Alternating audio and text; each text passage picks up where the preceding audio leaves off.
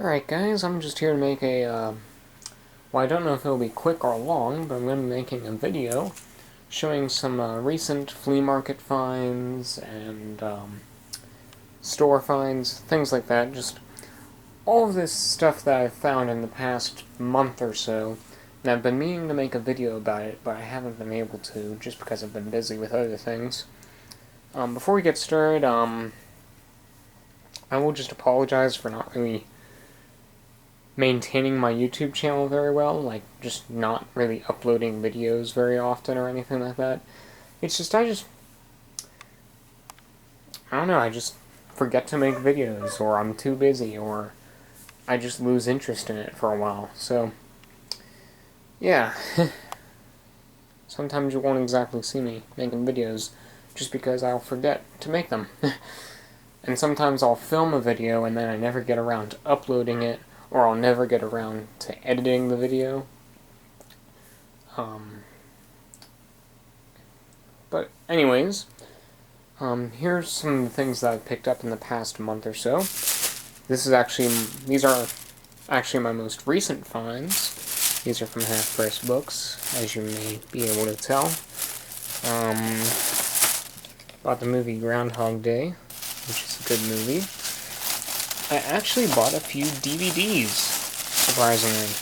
I usually don't buy DVDs, but these were all $1 a piece, so I decided to get them. U.S. Marshals. This is the sequel to The Fugitive. It was nowhere near as good as the original, but it's still kind of decent. The Matrix. I've been meaning to get this, and I've been meaning to watch it for a long time, but I never got the chance to. And now that I have watched it, I will say it's a very good movie. Among the best movies that I've seen.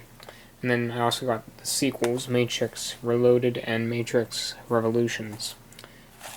So, I'll be watching these movies soon. Well, I already watched this one, but I'll be watching these movies soon. Then I got the movie Iron Giant, which is still sealed. This I paid $2 for. I was just curious about this movie because I've heard of it, but I've never seen it before. It seems that a lot of people have. And so it looks like a pretty decent movie, so I decided to get it, just out of curiosity. Then I also got some audio cassettes. These were all $1 a piece. Bob Dylan, The Times They Are A-Changin'. Van Halen. What's this? Driver. And the rest is blocked off. Driver Down. Alright. Beach Boys, California, and California Girls. Or California and Girls.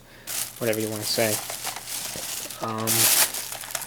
The Best of Simon, or Greatest Hits, Simon and Garfunkel.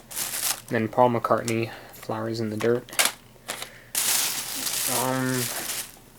So that's what I got at Half Price Books. When I was there was this local church that did a flea market, and I decided to give it a check and see what I could find, and I did find a few things. Found some VHS tapes, which were 50 cents a piece. America's Greatest Roller Coaster Thrills. And then I already have these on the shelf. The Fugitive with Harrison Ford. Speed, Out of Sight, and Pretty Woman. And those were all 50 cents a piece. And then I got these two RCA cable coupler thingamajigs. These were 25 cents. They're just sort of like adapters or extensions for RCA cables. And I decided to get them just to have a few around. And then this was one of the bigger finds. It's a Sony Watchman portable TV from 1991. And you may notice it's in all of the original packaging. It is not sealed. It has been opened before, but it is in practically mint condition. And it has all the original packaging, and I believe all of the paperwork. So I just decided to have as a collector's item, because it is in practically mint condition. And then I got this Panasonic Slimline cassette deck. These things are like ubiquitous in terms of tabletop cassette recorders. I just see them everywhere. But these are very rugged, very good quality cassette recorders. So if you ever want to just record something in a hurry or whatever, get one of these because they're extremely good. This one's a little bit unusual though, because most cassette players and recorders and whatnot will have the stop and eject buttons on the same key. So you'll press stop, and then you press the same button to eject it. But on this one, it actually shares the pause and eject buttons. So you can see right now it's eject, and if I put it into play mode, it becomes the pause button. And I don't see that on too many, I don't think I've seen that on any cassette recorders. So I just thought that was a little bit interesting. Moving over here, this it's a little heavy.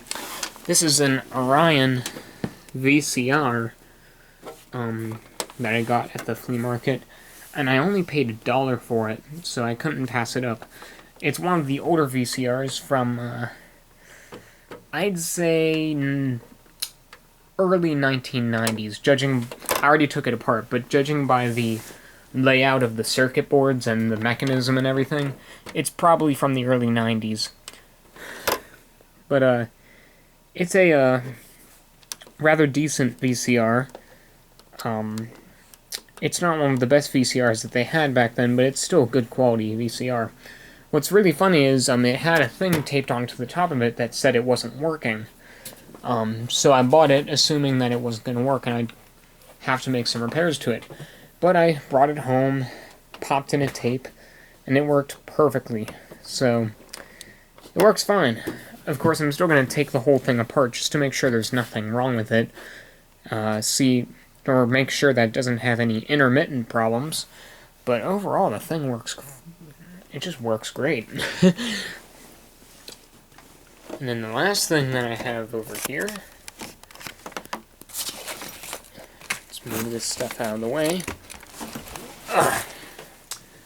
I also bought this for $10, and you can probably guess what it is, judging by the case. But it is a camcorder. Now, I will be doing a separate video on this eventually. But it's a 1989 General Electric VHS HQ camcorder. And it's actually a pretty decent unit. Like, it has VHS HQ, it has a CCD sensor. It actually has a time-lapse function, which I don't see on too many camcorders. And it works great. I've already tested it, and it works perfectly. And everything's in really good condition. And even came with this video light, which still works. The only problem with this camcorder is that the foam surrounding the microphone has rotted away, but that's typical with most camcorders of this age. I mean, on nearly every camcorder I've seen from this time period, the foam has just deteriorated off. So that's no big deal. The microphone still works fine, it just doesn't really have much of a windscreen. So I'll be making a separate video on this. And that should be it for that. And then one other thing I got a good while ago was this Apex digital TV converter box. This was actually given to me by a friend. They just gave it to me. It was never opened, it was never used before. So I decided to give it a test, and it's actually very good at picking up stations. Before, I was using this Magnavox converter box. I mean, it did a good job. It picked up like the main stations, but it really wasn't that good reception-wise. But I hooked my antenna up to this right here, and it works great. And I can pick up a lot of stations that I wasn't picking up with the old converter box. And I got the original box with it, and all of the paperwork too, so it's great. So that's the majority of the stuff that I've picked up in the past month or so. the last thing that I picked up, it's down in the basement, so I'm going to make a separate video on that, and so I'll do that right now. So that's it for part 1 of my recent electronics finds. Stay tuned for part 2, where I show you the things that I have in the basement. Thanks for watching.